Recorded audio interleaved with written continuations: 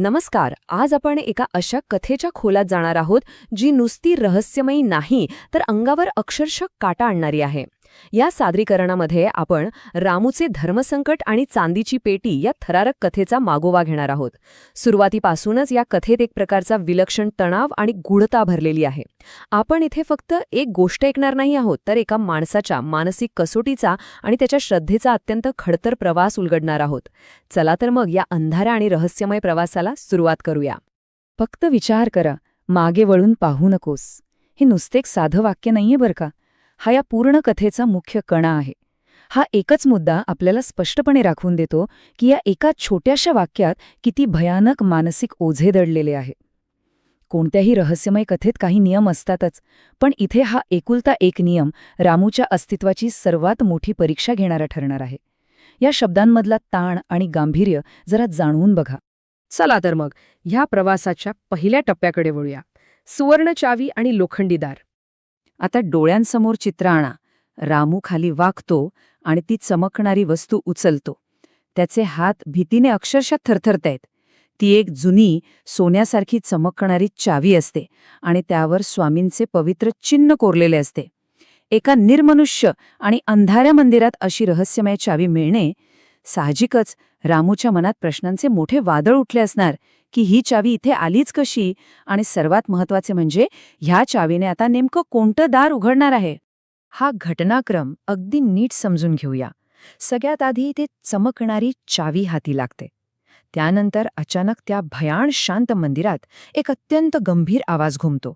बाळा, पुढे जा, पण लक्षात ठेव, जे दिसेल त्याला घाबरू नकोस. आणि तिसरी पायरी म्हणजे जोरात धडधडणारे हृदय घेऊन रामूचे त्या मोठ्या बंद लोखंडी दाराकडे पावले टाकणे. रामू जसजसा त्या अंधाऱ्या मंदिरात पुढे जातोय तसतशी त्याची उत्कंठा आणि भीती दोन्ही अगदी शिगेला पोहोचत आहेत. आता या मोठ्या दारामागे नेमकं काय दडलंय पाहूया पुढच्या टप्प्यात. लाकडी पाटावरील स्वामींचे पत्र. रामू थरथरत्या हातांनी ती चावी कुलुपात फिरवतो आणि खर्र, तो जड दाराचा कर्कश आवाज. या आवाजानंतर तिथे आलेली ती जीवघेणी शांतता अंगावर काटा आणते. सहसा अशा बंद दारांमागे आपल्याला वाटतं की काहीतरी आभाळव्या खजिना असेल, बरोबर ना? पण रामूच्या आणि आपल्या सगळ्यांच्याच अपेक्षा इथे पूर्णपणे बदलून जातात. आत नेमकं काय होतं? तिथे काहीही नव्हतं. कोणतंही सोनं नाही की हिरे मोती नाहीत. ती एक पूर्णपणे रिकामी आणि भयानक शांतता असलेली खोली होती. खोलीच्या मध्यभागी फक्त एक जुना लाकडी पाट होता आणि त्यावर एक बंद पत्र ठेवलेलं होतं. खोलीची ही अवाढव्य रिकामी जागाच त्या एका साध्या पत्राचे महत्त्व अनेक पटींनी वाढवते. तिथे लक्ष वेधून घेणारं दुसरं काहीच नव्हतं. पाटावरील त्या पत्रावरचे हे वाक्य अतिशय गंभीर आहे. हे पत्र फक्त त्या भक्तासाठी आहे ज्याचा विश्वास संकटातही ढळणार नाही. याचा सरळ अर्थ असा की इथपर्यंत पोचणे ही फक्त एक प्राथमिक पायरी होती.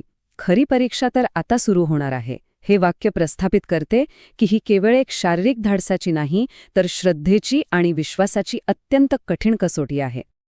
रामूने घाईघाईने ते पत्र उघडले आणि त्यात स्वामींचा हा स्पष्ट आदेश होता. उद्या सूर्योदयाच्या आधी एक वस्तू दिसेल, ती घे, तुझं नशीब बदलेल.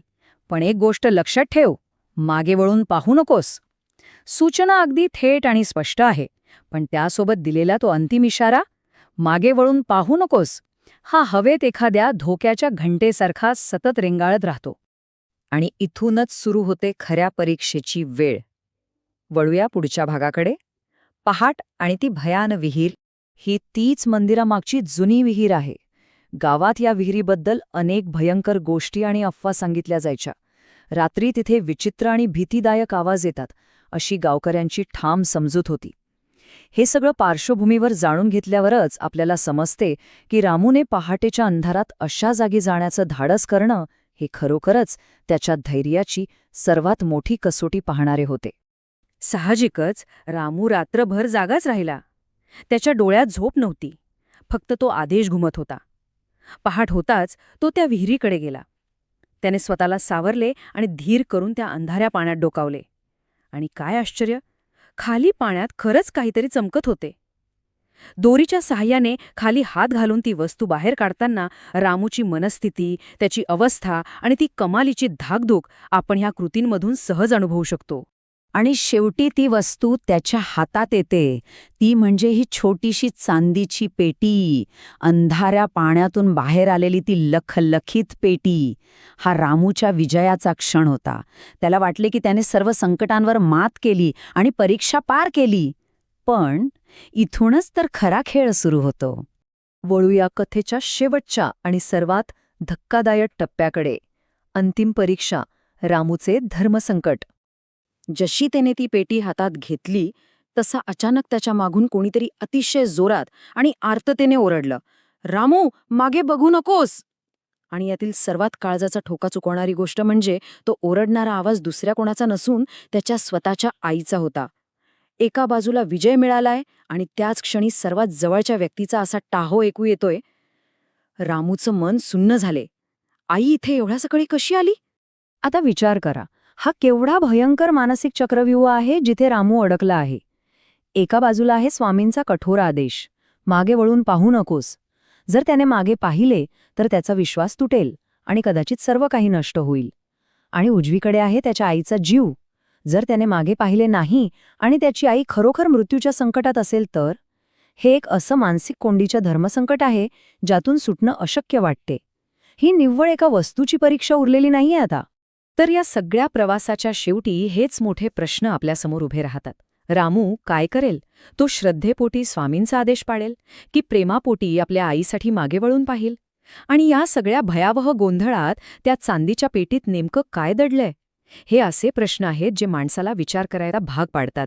या कोड्यात मानवी स्वभावाचे, विश्वासाचे आणि नात्यांचे अनेक पैलू दडलेले आहेत. आजच्या या विश्लेषणात आपण इथेच थांबूया, पण या प्रश्नांची उत्तरं तुम्हाला नक्कीच अस्वस्थ करत राहतील. धन्यवाद.